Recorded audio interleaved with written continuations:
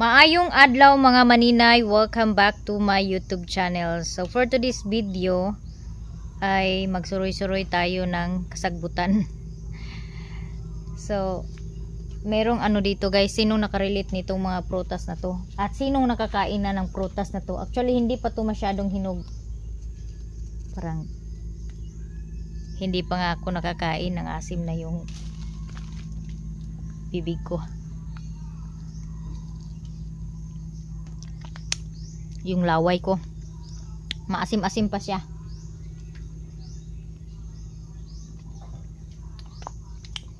Kain tayo. Ito po ay tinatawag naming merba.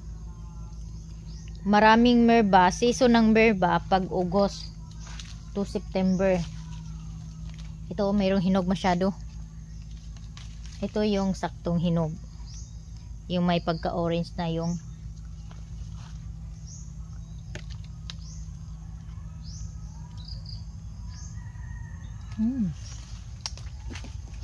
maraming hinog. Hindi ito napansin nakita ng mga bata. Dahil kung nakita ito ng mga bata, wala na ito ngayon.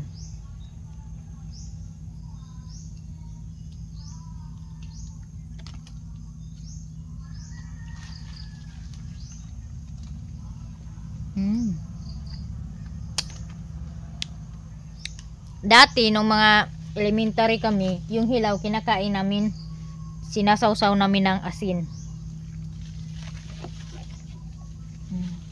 Dami.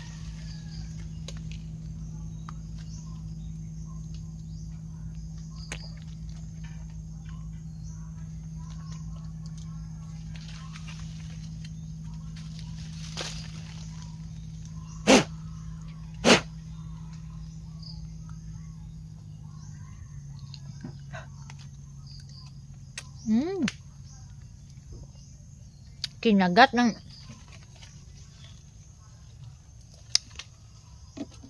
sulom yung aking labi. Hinalikan ng langgam na itim.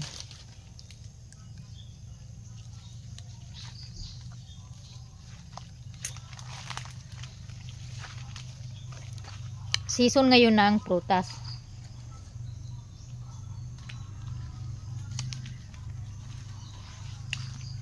Asim.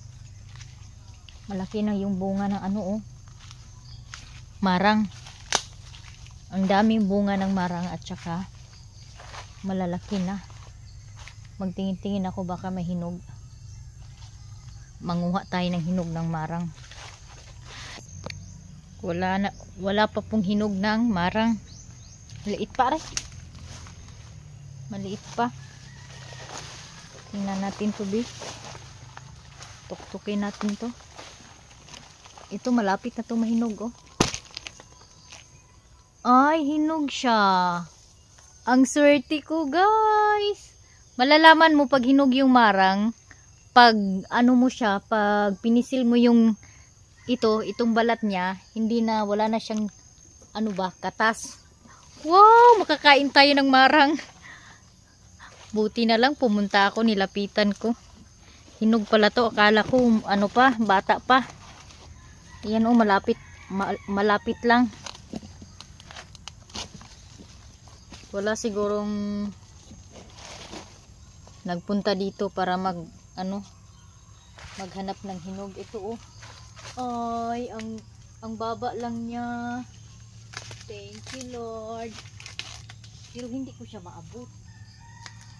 Ay, sarap.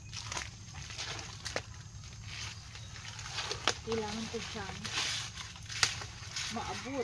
Hawakan. Hala. Huwag kasing matumba.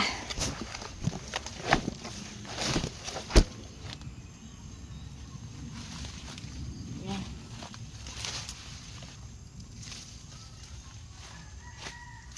Sarap nito.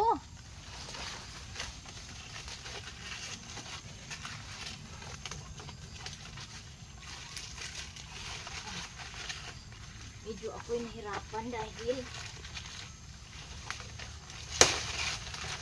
ay, ang hirap talaga pag maliit. Thank you Lord for this Malabot siya guys. Ang swerte ni Maninay. Jackpot tayo ng hinog na nasa mababa lang na sanga. Ay naku, tong putik. Iwan ko yung tsinilas dito. At napakaputik. So alam ko matamis to guys. Pero prutas man. Okay lang to, minsan lang naman. Ay, ang sarap. So yummy.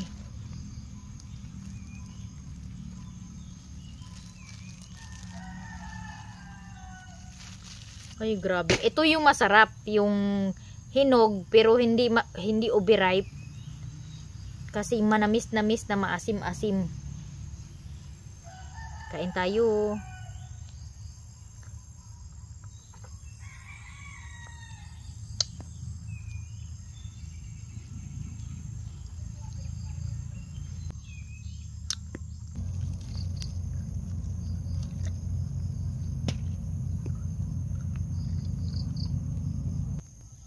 So ayan. Actually mga Maninay, wala pa akong kain mula kaninang umaga hanggang ngayon. Yun na yung tanghalian ko. Parang meron pa yatang hinog sa taas pero ayoko nang umakyat dahil madulas po yung puno ng marang. So ngayon pupunta ako doon sa mulberryhan. Bisitahin ko muna kasi mula nang nag-pruning ako hindi ko na nabalikan. Ako'y magpapaana lang dahil putik din. Mabigat yung tsinelas. Uwi ko muna yung tsinelas.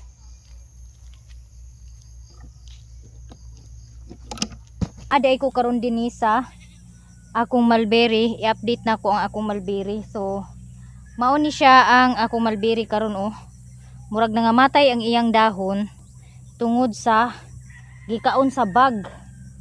Unya naapagid naapagani bag nga nagsuksok nagsuksok sa ilawom muna siyang gakaon sa ay naghulog na tungod siguro aning kahoy mao ni siyang gikaon sa insekto ang mga dahon. Unya i-update nako mga wa pa man siguro semana or 1 week pa karon gikan pakauli na ko nga ako ni siyang gi-pruning. So mo na ni siya ang update na siya yung mga nagtubo, sumibol na sanga. So imagine niyo mga Maninay, halos ulo ko na yung haba ng ibang mulberry. Nung umalis ako hanggang tuhod ko lang po yan. Thank you Lord at nabuhay yung aking mulberry. So ito na yung update sa iba na natanggalan ng dahon. Ayan mahaba na yung ibang sanga. So merong mga nakikita ako dito na may bunga pero hindi pa sila lahat nagbunga. Tingnan niyo mga Maninay, kawawa po yung aking mulberry dahil namatay po yung mga sanga. Ito yung kumakain ito ayan.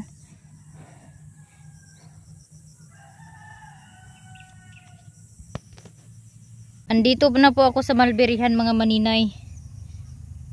Ito po yung aking sakit ng makahiya. Natinik ako. So ito na ito yung nakaganda dito pag so ito na po siya mga Maninay meron na siyang mga sanga na sumibol. Ayan kaya maganda talaga na i-pruning. Ayan, sana po ay mamunga na to. Ganito po yung dahon Naawa ako sa dahon. Inatake ng bag. Yung na-pruning ko is yung dito pa. Yung dito na area. Halos lahat sila kinain ng bag yung dahon. Dito. Tsaka maano na rin yung damo. Labong na ang sagbot.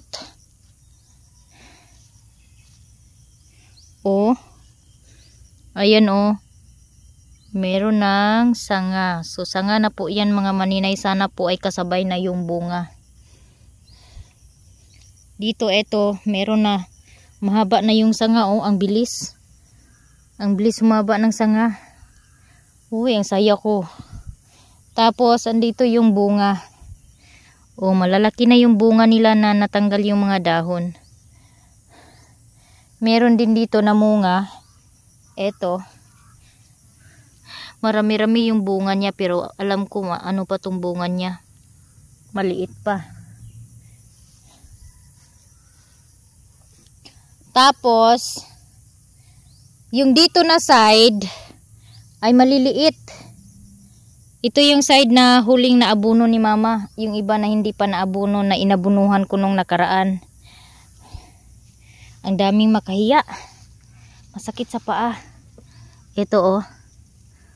Ang ganda na tingnan. Ayan oh. Sana po ay hindi unahan ng mga bata. Dahil alam na ng mga bata. Alam na ng mga bata, mga maninay, na prutas to. Kaya siguro yung ibang bunga nito kinain na nila, kasi mayroong mga bahay-bahay dyan o na ginawa nila. Hala, uy, kawawa man yung ano ko, uy. Ito, papatayin ko tong kahoy na to, kasi parang ito yung nagdala ng ano, ng bag. Namatay talaga yung ano niya, oh.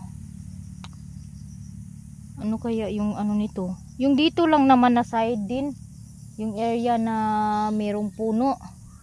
Kaya yung kahoy na yan, bala ko yung patayin. Sabi ko kay papa, patayin ko yung kahoy na yan. Sabi niya okay naman daw na patayin yun, kasi tubo lang naman daw yan. Kasi yung dito guys, tingnan nyo yung dito na malayo sa puno, wala siyang sira yung dahon. O, kaya yung kahoy talaga yung salarin. So ito yung iba hindi pa na pruning. So hindi pa ako magpo-pruning ng iba dahil umuulan pa sa ngayon. Allah, may nakita ako. May nakita ako, maraming bunga. Oy, maraming bunga. Kailangan ko na talaga tong matapos yung kural. Tingnan nyo guys. Tingnan nyo mga maninay. O diba? Ang saya na tingnan. Ang sarap tingnan na yung mga pinaghirapan ko ay may mga bunga na yung iba. Ito oh, nasa baba lang. O diba? Po, ang laki. Oh my God, sana hindi ito mapasyalan ng mga bata. Ang laki. Oh, okay na po yung bunga niya. Ay, saan ba itong nakaano? Ito. Ayan oh, ang laki na. Na 1 inches mahigit yung haba. Tapos parang daliri ko na siya. Yung laki niya. Ako, nalungkot ako sa ano ko oh. Dito. Kasi namatay na yung iba. Ayan oh, ito yung kumakain oh. Ito oh. Yan. Tapos marami pa naman siyang bungaan dito oh. Marami siyang bunga dito sa ilalim.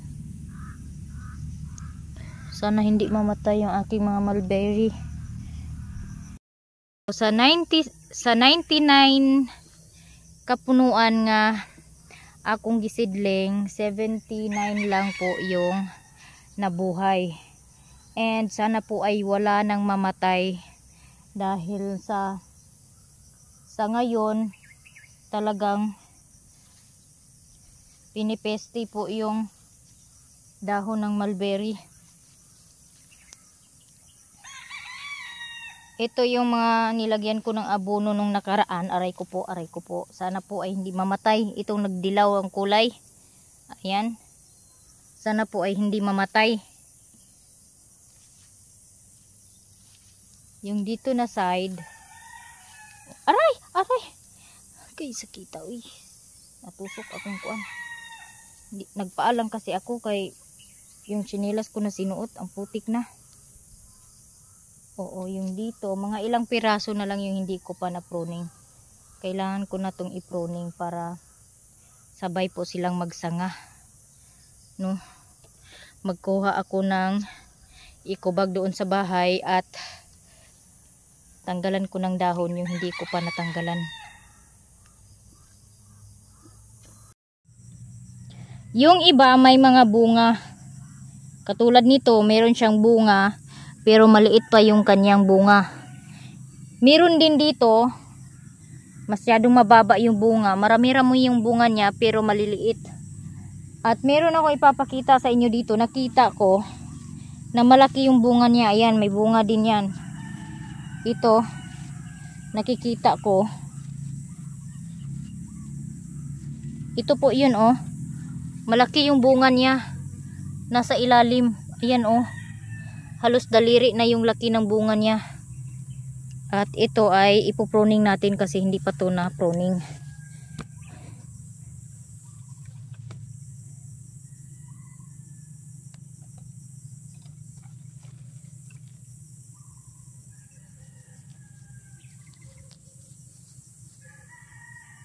Hindi ako nagtsinilas, nakapaa lang ako dahil napakaputik po.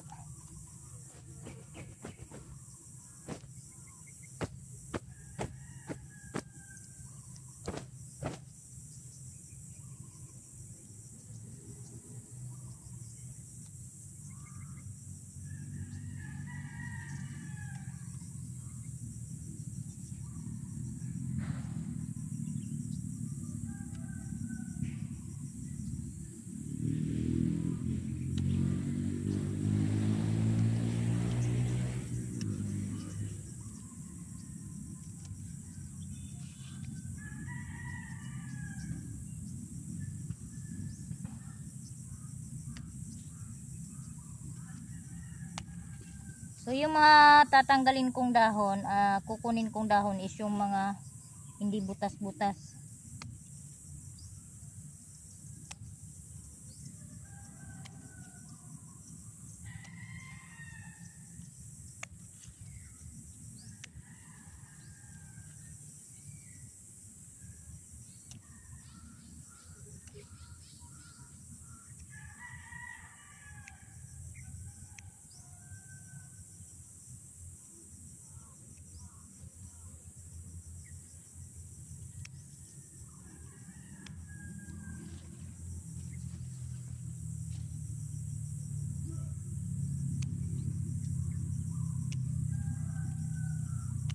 So ang mga dahon dai dani nga na ay daot, wala na ako giapil og sulod sa eco-bag. So mo na akong gipanglabay kay mga daot na siya nga dahon. So dahan-dahan lang po yung pagkat ko ng dahon dahil meron na po siyang mga maliliit na sumibol na sanga. Ang dami ko pang gagawin dito sa aking mulberryhan dahil hindi ko pa po natapos yung paggawa ng usok. Tapos, eto na naman, mahaba na naman yung mga damo dito sa mulberryhan ko. Kailangan na namang i-mower. So, ang problema ko dito ngayon mga maninay ay wala pong mower dahil kinuha na po ng may-ari yung mower. So, manghihiram na naman ako nito ng mower ng pinsan ko para malinis ko na naman to by next week. Yung paglilinis na naman dito at pagkakat na naman ng mga damo yung trabaho ni Maninay. So sa ngayon, ito muna, nagpo-pruning muna ako ng mulberry, tinanggalan ko ng mga dahon at yung mga dahon na mga may sira ay hindi ko po sinali dito sa aking eco bag. Tapos, pinutol ko din yung mga dulo ng mulberry dahil nga ay kinain po ng peste, pineste po yung aking mulberry dahil sa merong kahoy po kasi dito na malapit at I think ito yung cost na nagkakapeste yung mulberryhan ko dahil sa mga bag na lumilipad at napunta sa mulberryhan dahil yung part ng unahan ng mulberry, wala naman pong sira yung dahon, yung dito lang malapit na nakapasilong sa nasa ilalim lang ng kahoy, yung sira-sira yung dahon ng mulberry.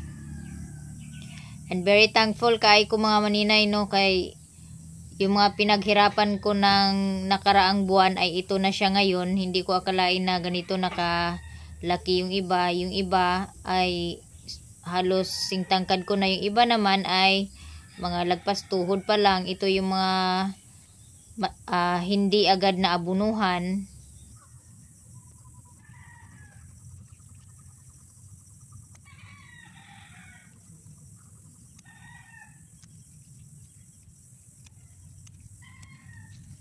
Aray, gatot. Sakit.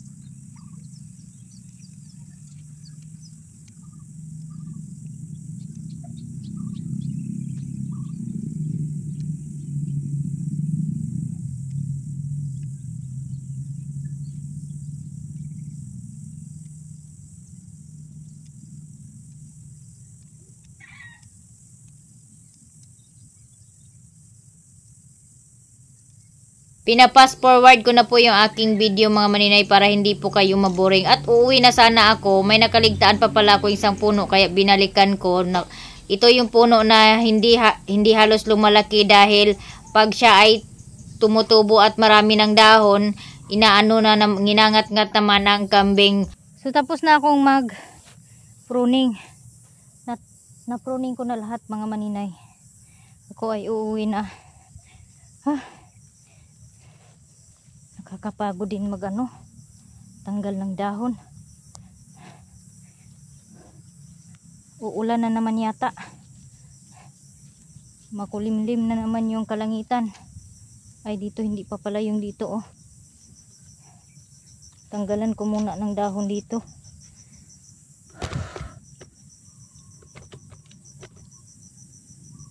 At ngayon, andito na naman ako sa garbanzos ni Mama.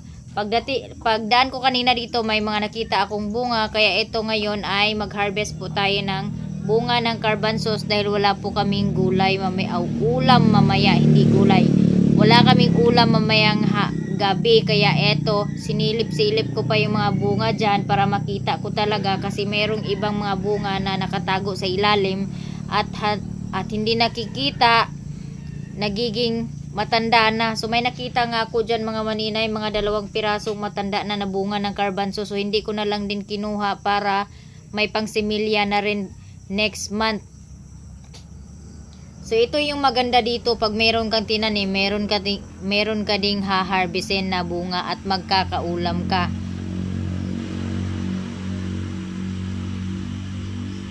Medyo maliit pa yung mga bunga mga maninay, pero dahil wala po kaming ulam mamayang gabi, ay hinarvest ko na po yung garbanzos na maliliit pa. Masarap po itong garbanzos na igisa.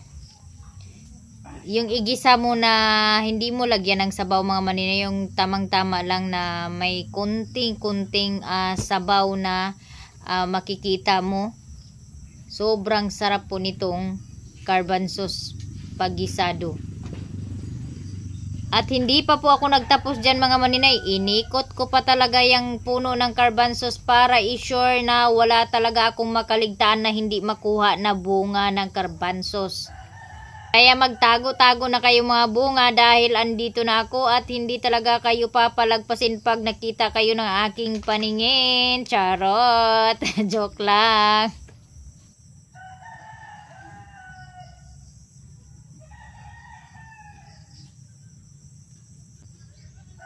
May gulay na ako guys.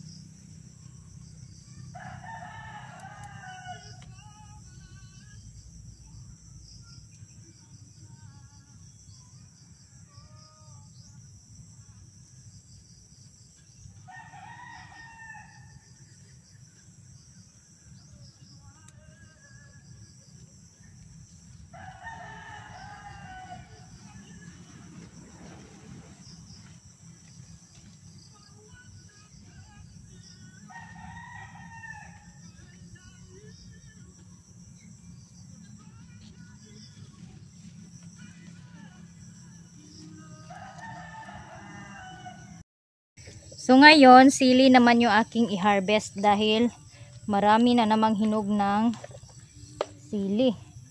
Sayang din pag hindi hinarvest yung hinog kasi uubusin lang ng manok at ibon.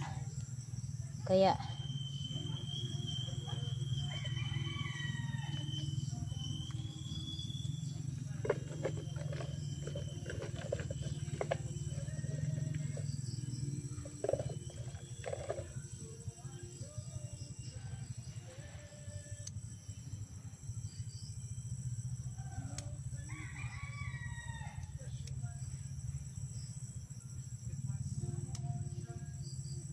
kailangan ko kasing gawa ng chili powder para sa flavor ng cassava chips.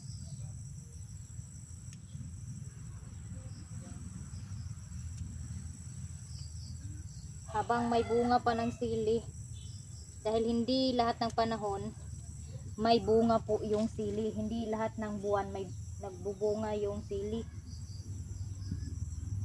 May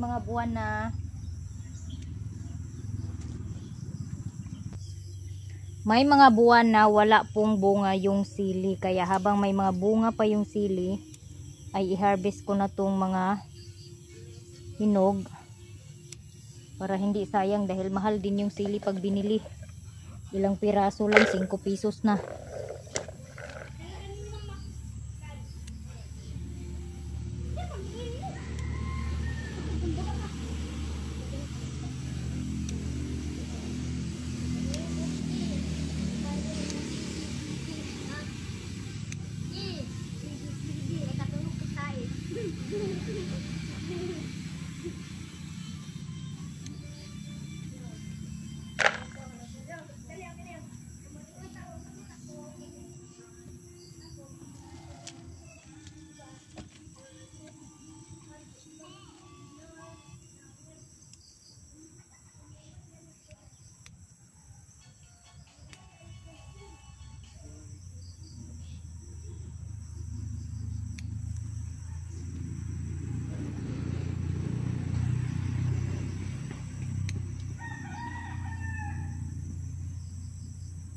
Yung mga hindi pa hinog pero action na siya og kahinog, tinanggal ko na rin.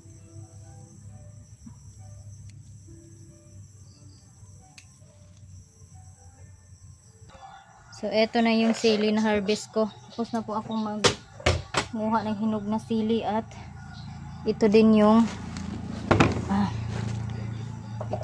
na-harvest ko na carbanzos. So ito din yung na-harvest ko na carbanzos, marami-rami din.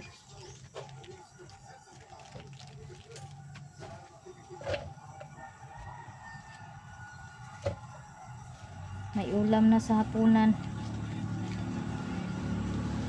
Ayan. So basta magkugi lang kita mga maninay na agid tay ma-harvest nya. Itong hinarvest giproning na ko nga dahon sa mulberry ay hugasan ko to para bukas pag nag-init diretso na ibilad.